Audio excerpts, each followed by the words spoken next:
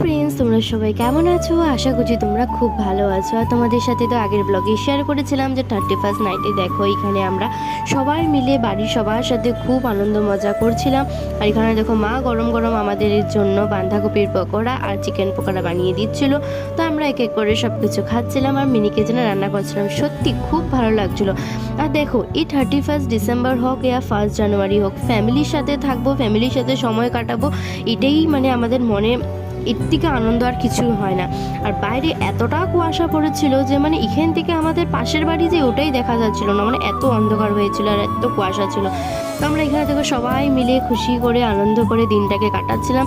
আর সবার জন্য একটাই ঠাকুরের কাছে প্রার্থনা, যাতে পৃথিবীর সবাই খুশি থাকুক, আনন্দে থাকুক, যাতে কারো লাইফে কোনো দুঃখ না আসুক।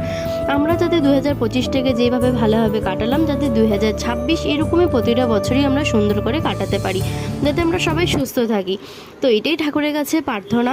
আর দেখো এখানে সবাই মিলে আমরা খুব বেশি আনন্দ এনজয় করলাম। তো এখানে দেখো মা এখন রাত্রেবেলার জন্য আবার গরম গরম বেগুন ভাজিও করছিল। তো এখানে এক এক করে মা বেগুন ভাজিগুলো বানানো শুরু করে দিয়েছে, কেন কি রাত্রেবেলা ডিনারে এখন।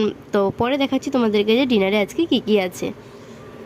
থ্যাংক ইউ তোমাদের সবাইকে আমার পাশে থাকার জন্য। এভাবেই তোমরা আমার পাশে থাকো, তো এভাবে আমাকে সাপোর্ট করে যাও। আর আজকে রাত্রের বেলা দেখো ডিনারে মা বানিয়েছিল ফ্রাইড রাইস, তার সাথে বেগুন ভাজিতে তোমাদেরকে দেখিয়েছিলাম বাইরে করছিল, আর এখানে হচ্ছে চিকেন, আর তার সাথে ছিল নলেন গুড়ের রসগোল্লা। বাস এই দিয়ে আজকে রাত্রে ডিনারটাকে আমরা কমপ্লিট করলাম। এখানে তাড়াতাড়ি করে খেয়ে নিচ্ছিলাম। খুব দারুণ হয়েছিল, কিন্তু খেতে খুব টেস্টি হয়েছিল। ঘড়ির কাঁটাতে 12টা, আর সকলকে happy new year. Tata, bye bye, good night.